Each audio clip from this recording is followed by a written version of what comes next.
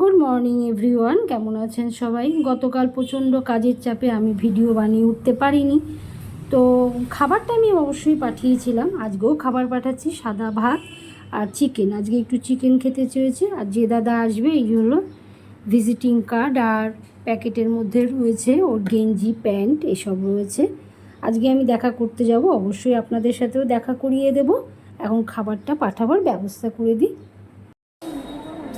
চলে এসছে হাসপাতালে, এই হলো এখন ভিজিটিং টাইম। পেশেন্ট বেডে শুয়ে আছে।